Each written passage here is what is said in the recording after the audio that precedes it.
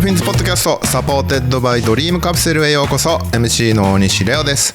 今回は名古屋ダイヤモンドドルフィンズの新ヘッドコーチロイナナさんに登場していただきました。彼のコーチ感や今季のドルフィンズに期待することなどいろいろと話を聞きました。全編英語で行っているので書き起こしを日本語に翻訳したものを掲載します。こちら SNS の告知だったり、YouTube の詳細欄などから飛んでぜひ合わせてお楽しみください。それではどうぞ。 We're very pleased to have you here on the Dolphins Podcast. So first off, how are you? I'm good. First of all, thank you. Arigato gozaimasu. Thank you so much. Excited to do this and just share for the club and for the fans and for the city of Nagoya. Mm-hmm. So it's been roughly about a week since you've got here. How's Nagoya been so far? It's amazing. It's a great city. It's a great organization. We've got really, really good people, and we've got some talent. So I'm excited. It's been a pretty smooth start. All right. I think our staff is very strong. Our assistant coaches, our player development staff. I think we're off to a pretty smooth start.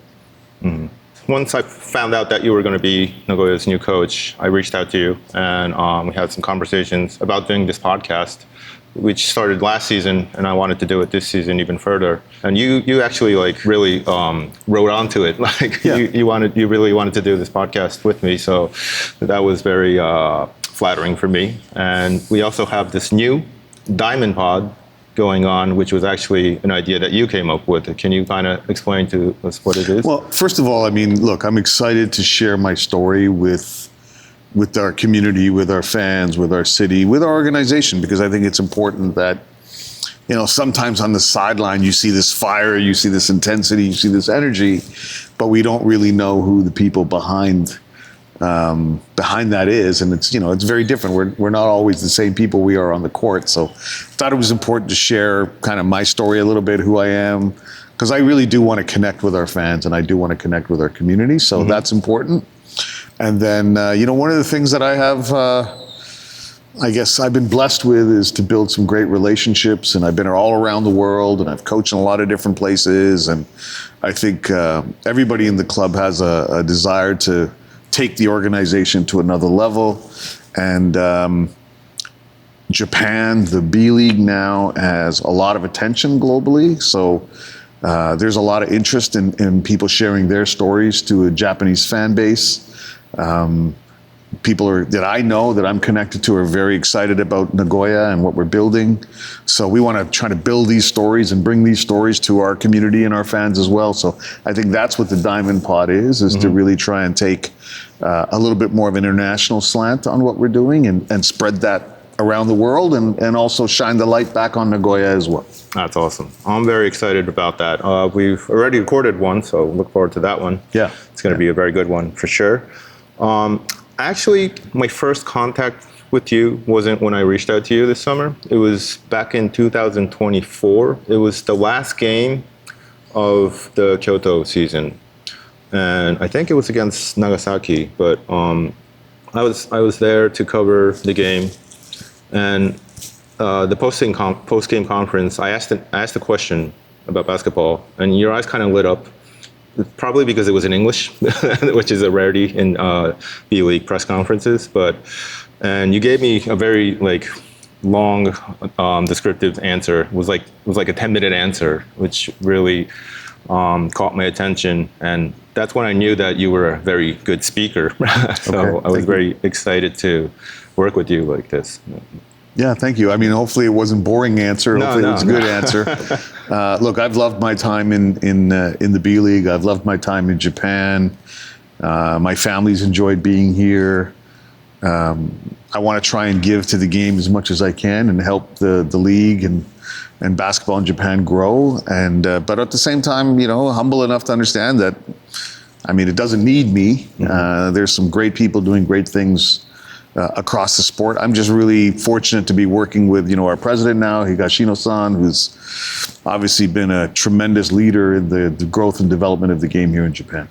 So why Nagoya? What made you feel that this was the right place to get back on track here in B League? Well, the first opportunity that we took in Kyoto was, magical city. I just finished my run in the NBA. I love international travel. It really made sense. And I didn't really know the league, right? I mean, I didn't really understand the challenge that Kyoto would be.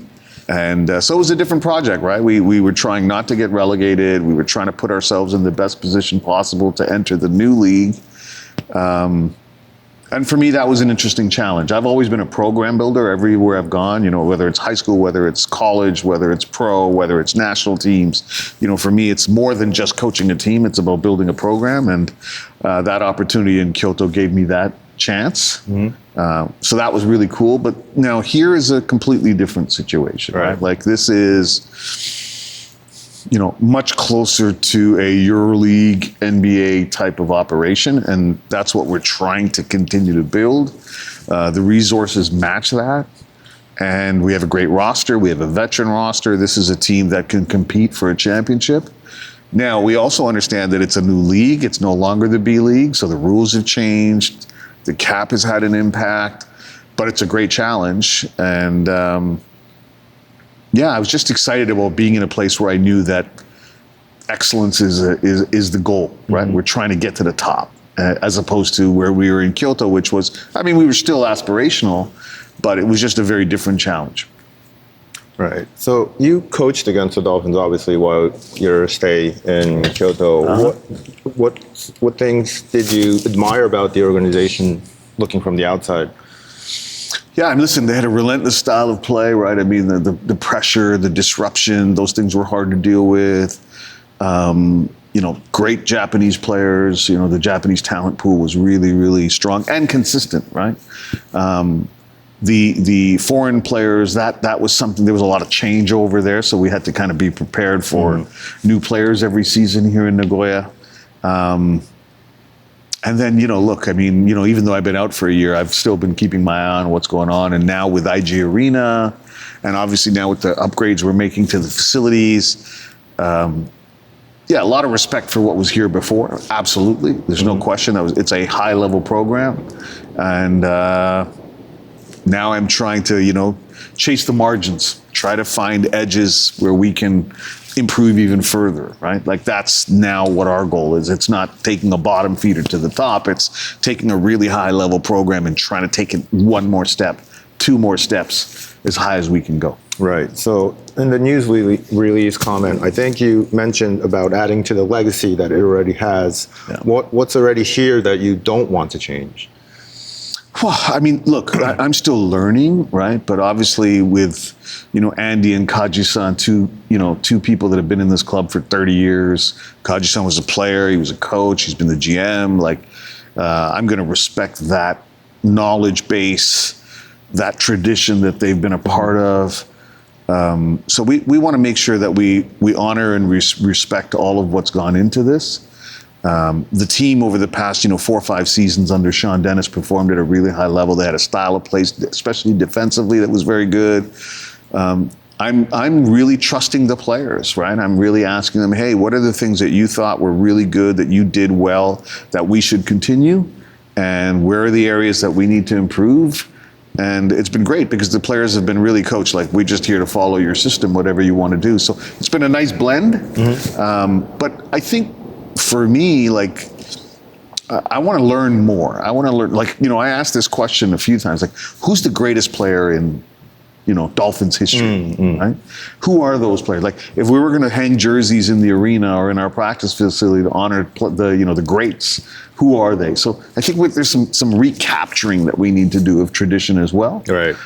Because I think it's important. Yeah, me too. That's definitely something I wanted to do throughout this podcast and the Diamond Pod, reaching to the histories that the Nagoya Dolphins have, because obviously they have a very rich history. There are a lot of new teams in the B League, but this one is very rich in history. So that's something I wanted to dig and let the fans know what kind of team they're rooting for. Yeah. And I think you can definitely help out there. Well, I mean, you can help me too. We'll do it together. Yeah, for sure. So conversely, we have a lot of returning players, but we have a new coaching staff. So obviously there's going to be some changes. There's going to be some new things going on. And it's going to be eventually turn into a Roy Rana team, hopefully. If I turn on like a Dolphins game in March, and when I go home from the game, what would I be thinking if I was thinking, boy, that was a very Roy Runner team. What kind of team is that? Well, I'll tell you, it's a team that's going to be very tough and physical and intense, especially on the defensive end of the floor, which are a lot of qualities that they already have. I don't think there's like huge transformation there. This is a pretty tough group of guys. And obviously with the 2 new imports that we're adding, I think we're going to add some more toughness there as well. And then, you know what? I love offense to be very musical. You know, my inspirations offensively come from the San Antonio Spurs, and you look at those teams with Tony Parker, Emmanuel Ginobili, and obviously Tim Duncan, and they just played a really beautiful musical style.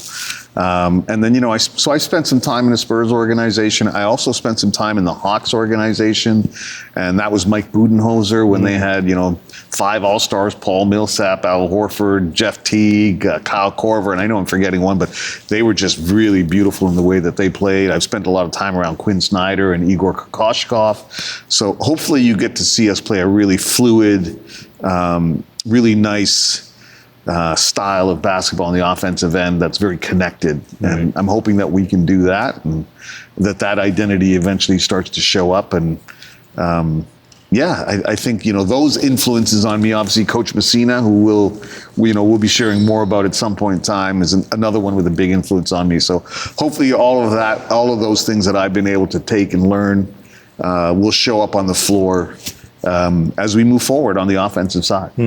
We already have a fast tempo team, I think, looking back to last season. That crispness that you're talking about, when it blends into it, I think it's going to be a tremendous team. Yeah, and I think that's kind of where maybe the gap is right now, is, that transition attack with this team is very high level, right, and continues to be. And obviously with Takumi and, his ability to kind of just lead this group as a point guard, and I think he's one of the best point guards in Japan. And I've told him I think he's internationally one of the best point guards. Like, this is a very, very high level player leading our attack. I think that's what's really, we've seen some great, getting up and down the floor in transition is a strength of this team. But it's that next phase of offense that I think where we have an opportunity to kind of become a little bit more fluid and hopefully a little bit more effective and efficient. All right. So the pace and flow to the game. What's the difference between playing fast and playing rushed? Yeah, that's a great way to just identify it, right? I mean, look, if you're playing fast, usually it means you have a numbers opportunity, right? So we talk about, fast break opportunities are really when you have a numbers opportunity. So if you can get a 4-on-3, a 5-on-4, a 2-on-1, a 3-on-2, then, you want to attack that advantage early in transition, and those are our fast break opportunities. The problem becomes is when it's 5-on-5 and you're still trying to play the same way. Now you're not really necessarily attacking in the most efficient manner and possibly making decisions that aren't necessarily great, right? So that's that place in between where how do you create that advantage in that middle part of your pace, where you're not walking it up the floor in half court and you're not racing it up the court because you have a numbers advantage. That space in between is really the one where I think we really want to be good and really want to be effective. And to be honest with you, my last season in Kyoto, I thought we were great in that area of the game. Right. So when you were coaching in Kyoto, when you go up against the Dolphins, which player did you least enjoy checking in to the game? Well, I would tell you there's a few things, but the magic of the Dolphins was in their point of attack defense. So I'll just use Take as an example. Kato, he's a problem anywhere in the world with the type of pressure that he can apply. And then it's a very physical league, so there's a lot more contact on the ball. So that was always an area of frustration. Because you knew that your guards we're going to have a tough night. You're going to have to really protect the ball and are mentally be pretty tough because you're going to get relentless pressure. So when you see a guy like Kato checking the game, you're always like, that's going to be a problem. Right. And I think everybody in the league feels the same way. That's for sure. You talked about Saito Takumi. What does Takumi allow you to do as a coach that most point guards don't? Well, I would tell you that what he allows you to do is what most great point guards allow coaches to do, which is just let the game happen. You know, when you have that type of a talent, that has that type of intelligence, that has that type of confidence and experience, and has the respect of his teammates, you don't have to coach. Like, you know, obviously you're there to help and you're there to support, but you can empower your players to play the game because they're the ones that are on the floor, even though we're close to it. Like, they're experiencing it at live play. They're feeling the pressure. They're living the coverages. And when you've got such a high level guard like him, that you can really just empower him to really be a coach on the floor. And I think that's what makes him really special, is that, you know, it's nice to have that. Now, throughout my career, I've tried to help develop that in guys, and I've had a lot of great point guards in my time. And once they get to that point, it just makes your job so much easier. So have you always been like that? Like, kind of have the point guard take over, or were you more hands-on earlier in your career? Or? I mean, you know, it really depends on where you are, right? If you're in the developmental phase, with a younger guard, you may be a little bit more hands-on. You want to test them. You want to challenge their mental toughness. You want to make them able to maybe perform in the highest levels of pressure. You want to support them as well. But once they get to a certain point, you got to give them that confidence and the freedom to let them play. So I would tell you it's probably more now at this stage in my career where I'm just coaching better guys as well, right? I'm not coaching high school kids.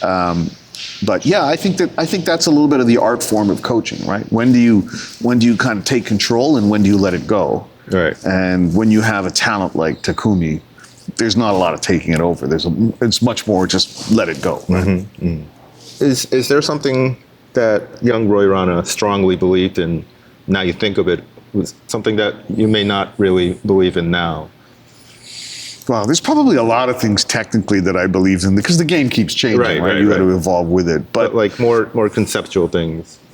That's a really that's a great question, and nobody's ever asked me that. I don't know if there's a simple answer. What I will say is that some of the things that I did believe as a young coach, there's many of those things that I still believe, right? Like, you want competitive people, right? Like, and I'll just share, like Aaron Henry, right? Like, you know, I watched a lot of film of Aaron Henry, and Aaron Henry at times is a fiery, emotional character. I coached Dylan Brooks. I've coached Dennis Schroeder. I've coached some of the, you know, I've coached a lot of guys who are, you know, but they're competitors. They want to win, right? And they have a different compete level to them. I love that. You know, I embraced, and that's been since I was a high school coach all the way through. So you want tough, hard-playing guys who compete, who want to win. I think that remains the same. You know, conceptually, you know, maybe when I was starting out, the game was more about off-ball actions, right? It was more about like down screens and cross screens, and that was, you know, in the mid '90s. Now it's all pick and roll. Right. The game has changed, and you know, if you look at the NBA now, it's, you know, go screens and it's just matchups. So the game is always evolving. I'm not sure that there's one thing that has changed dramatically, or there's one thing that I've kept the same. But certainly, the quality of great players hasn't changed. So a big portion of your career, you coached very young players, because you started off in a high school environment, moved on to the university, then you had that whole Hoop Summit things. A lot of the talk in like NBA or B League, the young players, they're always told to earn their minutes. So what does earning minutes for Roy Rana mean? Yeah, I heard a great thing recently on potential, right? And our job as coaches are to kind of bridge the gap between potential and performance, right? So really, it's not even about age, right? Like, the reality is I've coached really young players, but you know, those young players, you know, I've coached 4 guys that were number 1 pick in the draft, right? They came out of the draft and started playing. Andrew Wiggins was a young player, but he was performing at a high level at a very young age. Jamal Murray, the same thing, right? I mean, like, there's a lot of those guys that age is not really the issue. It's not a number, right? And it's interesting because young is different in different parts of the world. A young player in Africa, a young player in the Middle East, a young player in Asia is different than a young player in North America. You know, if you're 22 and 23 in North America, you're onto your second contract. You're basically a veteran player because you started when you were 19, 18, 19, right? You've been hyped since you were 17. Whereas here, you know, you're 22, 23, you're a young player still. You've got, you know, time to evolve. So I think it's different. But But yeah, I think, in the end, I think it's that trying to bridge that gap. And once that gap once you start to see that potential become performance, you gotta go with it, right? And sometimes that's harder for older players because the younger ones are now coming in and taking minutes, and they're starting to knock the older guys down on the depth chart, and you got to manage that as a coach. But I love seeing young players break through. I love seeing veteran players continue. We had Angelo Cogliaro in Kyoto. 37 years old. He's still playing at a really high level. Right. And we have a young player here in Ozawa who's I think 21, maybe 22, and maybe he has his breakthrough. We're going to get him there. I don't know how long it's going to take, but we're going to get him there. And when we do, I think it's going to be a great moment for everybody in Nagoya. That breakthrough, is it a skill thing or is it a mental thing? Or what's that breakthrough really mean for players? Obviously, it's probably different for every player. Yeah. But what do you think is that key component of breaking through? Even when you just think about that word breaking through, that's all mental, right? For all of us, right? We have this kind of wall in front of us, and we got to break, and that's hard. That's a mental thing that we've got to get through. So 90% mental. Look, these young players, their skill sets are really high now at a young level. Like they're training unlike they've ever trained before. They have strength coaches. The coaching level has gotten better. The coaching level in Japan is very high level. Player development's improved. So we're seeing more and more talented players at a young age. It's just a question of when can they make that mental switch that they walk out on the floor and they have the confidence to be able to perform at a high level and not allow mistakes to become the things that spiral them, right? Like, look, Saito's going to make mistakes. Right. But that mistake is not going to turn into a 4-game stretch where he's just like, he's out of it and he's struggling. Like he can correct that quickly. He can bounce back quickly. Sometimes for younger players that takes more time. Sometimes for younger players, they never get it. They're just too emotionally, their confidence wavers. It goes up and goes down. But look, like Jamal Murray, and I've mentioned this on other podcasts, like Jamal Murray had that at 16 years old. There was no mental breakthrough he was already there. So it's different for every player. Right. So you've dropped some few names, Jamal Murray, Dennis Schroeder, Dylan Brooks. You were very involved in the Hoop Summit and watched a lot of young players go through that. Yeah. Who were some players that you just knew he was going to be a star? Well, Ben Simmons was, in some ways Ben Simmons was, again, the mental side, right? Ben Simmons went through a lot of injuries. It was tough for him. But Ben Simmons, even as a young player, 6'9", lefty, could really pass. He was like a big point guard, right? You just knew, okay, this guy's got something different. The big guys, it takes a little bit longer. I would be lying if I could tell anybody that when I coached Nikola Jokic, I thought he would be a star. It just even Embiid, because they're young, right? They're moving and they don't get the ball as much. Karl Towns Jr., I had him for 2 Hoop Summits. He was actually interesting because he could shoot the ball at a young age as a 7-footer. Okay. So you kind of knew, okay, this was a guy that had something different, right? He was a stretch big at 17 years old, which is it's kind of unusual for somebody of that size. They're all different, but once they get to that level, you kind of all know that, hey, okay, the chances are these are NBA players. It's just, are they going to be superstars or not? But again, it's the same thing, right? The ball goes up and you're playing against the Americans in the U.S., and they've got some of the best players in the world on the other side, and you can tell pretty quickly who's got that mental piece that makes them special. Right. Conversely, is there a star in the NBA right now that didn't really catch your eye? Well, you mentioned Jokic, but anybody else that had like the similar career path? I'm trying to think now who. It's a tough one. There's a lot of guys. Like Evan Fournier had a great career. I had Evan Fournier in my first Hoop Summit. At times, Evan Fournier was kind of borderline all-star. You never know. And I wouldn't have been able to tell you that I thought Evan Fournier would have become the player that he did. There's just a lot of, look, Shai Gilgeous-Alexander, great player. I had him in the national team in Canada. I had him in the Hoop Summit. I knew he was an NBA player. I don't know if anybody thought he would be 2-time MVP. I don't know if anybody at that point in time, we all thought this guy's going to be a really good player. but it's just such a hard thing to predict. It's a tough science when you're trying to evaluate talent. For sure. Well, hopefully you have some young talents that will grow here, right? There's no question we will. I mean, it's part of our responsibility. It's part of the thing that I love as a coach. And I love trying to create those stories for young players. But we also have some guys that are ready to go right now, veteran players who, the potential, their performance is already there. So it's a nice blend. So back in 24, when I asked you during the press conference in Kyoto, you talked about the challenges of building a team while still having to win because you have to not be relegated. But now the Dolphins is a different situation. You want to build the team, but you were going for that championship. How's that difficulty of balancing that out? Yeah, well, one, I mean, look, the league is completely different, right? There is no more relegation, right? So and now the cap is at a major impact on the league because what the cap has done is it's compressed talent across the league, right? So, like in baseball, if you're the LA Dodgers, you can buy as many players as you want and your chances of winning are just higher because you have better players. Right. Now with the cap, I think we're seeing talent getting spread out, right? Saez in Osaka, like you would never think Saez would ever leave Tokyo. And so we're seeing some of those faces being spread out around the league. Vic Law leaving Ryukyu, right? So the league is going to become just tougher in general, right? There's not going to be many of those easy games.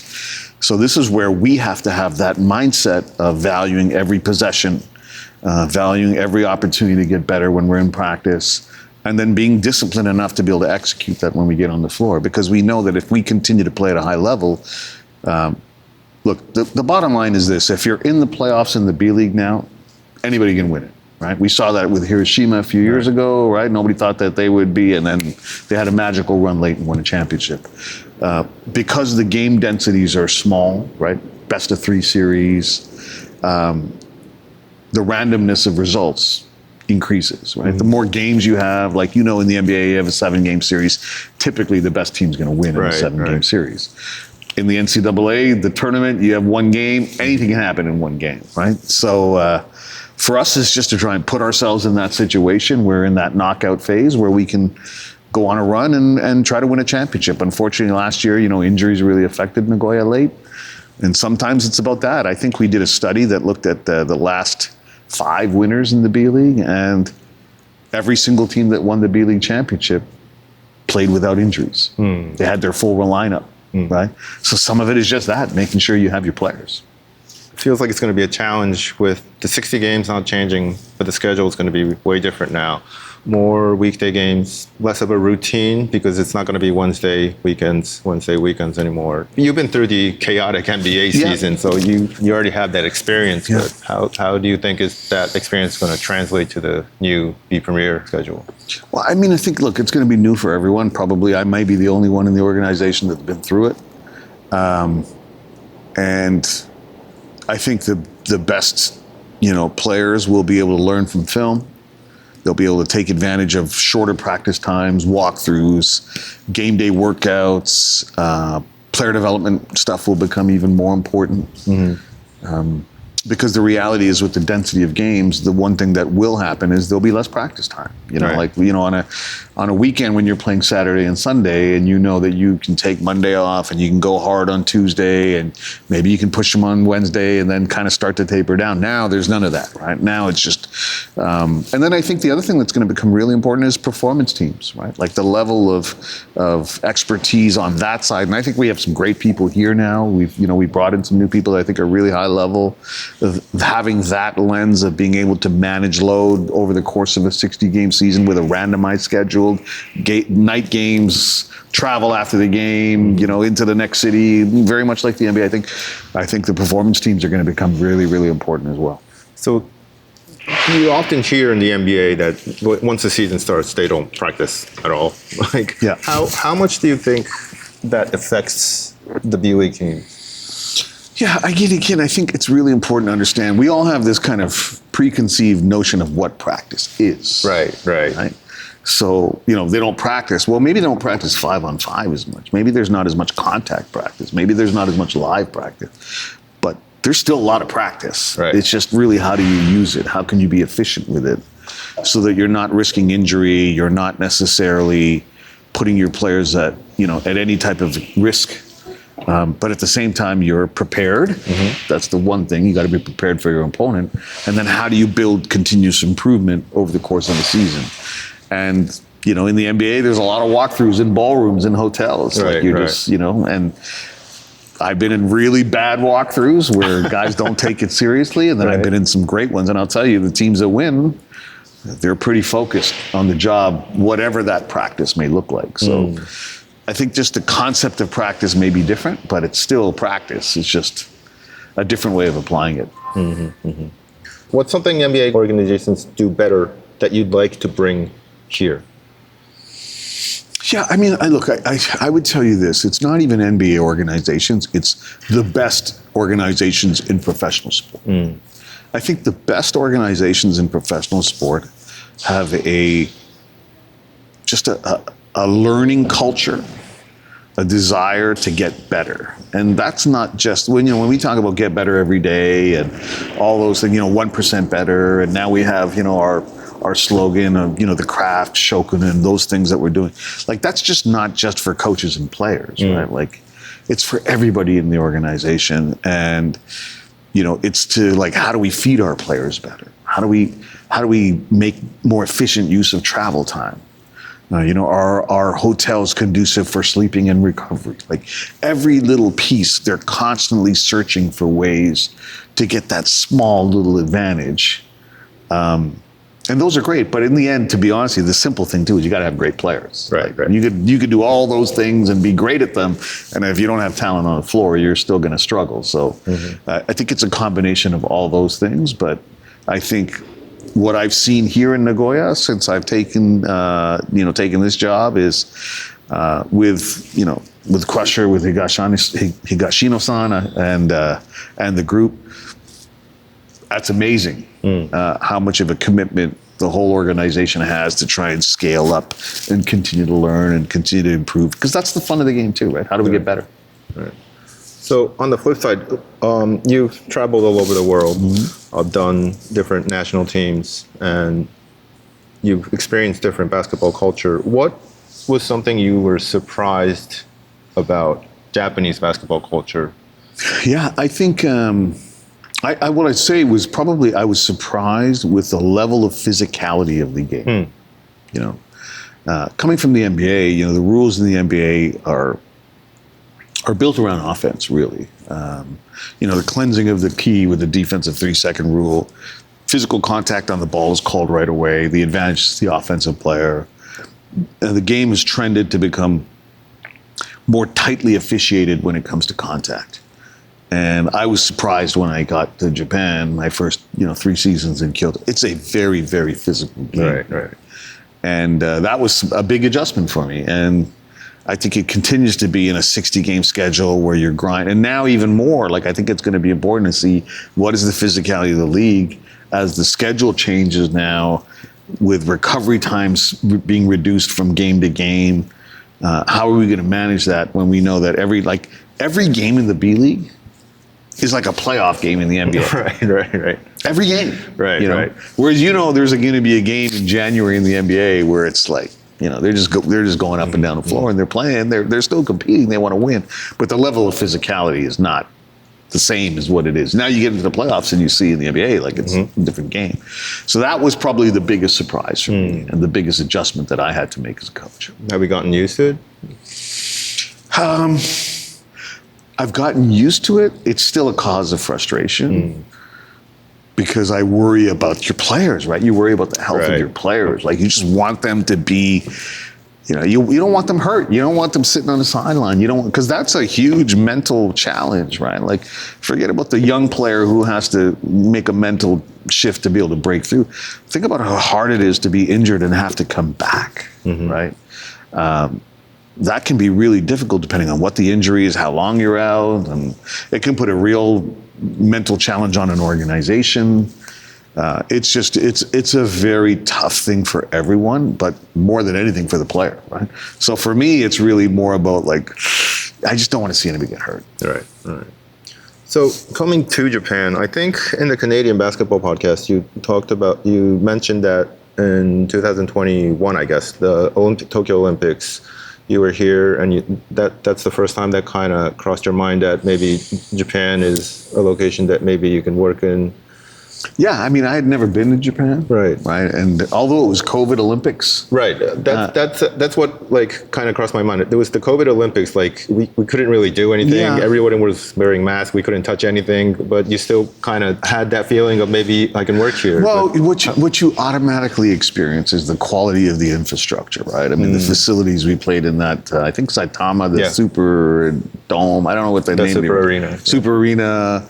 I mean, look, like the level of the experience level was still very, very high. Okay. So you automatically start thinking, okay, like this is a serious country for sport. And basketball was delivered at a really high level. And you start to talk to people who've been here, and you start to see what's going on. Okay, this could be interesting. We're definitely glad that we made that choice. I'm glad I did too. Okay, so when a Dolphins fan walks out of the Iger after watching your team, even after a loss maybe, how do you want them to feel about the team that they just watched? If we lose, disappointment is fine. But I never want them to feel like we didn't compete, we didn't represent our community, we didn't give it everything that we had to try and win. Right? We never want to have those days where you walk off the floor and they're just like, they just didn't try. Like that for me is unacceptable for my teams. Like I want them to feel like this is a team that's giving it everything they have for their fans every single time we have an opportunity on the floor. So win or lose, if we can continue to have that standard, I think we're going to win a lot more games than we're going to lose. Good. Last question. What should Dolphins fans expect from the team this year? That's a great question because, look, I think we should expect that we're going to be able to perform at a very high level and win a lot of games. But we should also be realistic that we're entering a completely new league. And this is the challenge, right? Like, I have to be mindful of this because, I'm the one who's setting the messaging to the team. Yes, like we want to play for a championship. We want to be a playoff team. We want to be a contender. All of those things. But the reality is that we also need to adjust to a new schedule, to new import rules, to new talent across the league. I think Sam Presti in OKC said it best. Like, every season, it's like, if you're playing cards, every time you get a new set of cards, like everybody has new cards. You're not the only one who gets new cards, right? So it's a new game. Every season is new. Every team has new players. Many new coaches now, and now to add to that the new rules, the new schedule. So listen. Look, we're the Nagoya Diamond Dolphins. We aspire to be a championship program every year we play. But this year is going to be a little bit unique because there's just so much change in the league. It's a new league. So, we'll aspire to be the same thing as we always do, but we're also going to be mindful of, we're going to have to learn it. We're going to have to figure this out. Yeah.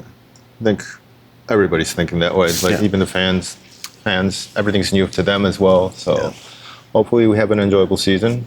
So, all right. Thank you for coming onto the show. Thank you, Ray. Great talk. Yeah. You'll be seeing me tagging along the team throughout the season, so please don't say go away. Never. Keep coming. I enjoy our company together. Obviously, we'll be doing a lot more together as well. For sure. So it's hey, we're all one big family, right? Dolph family. So I'm excited. All right. Looking forward to seeing you again. Thank you. All right. Thank you.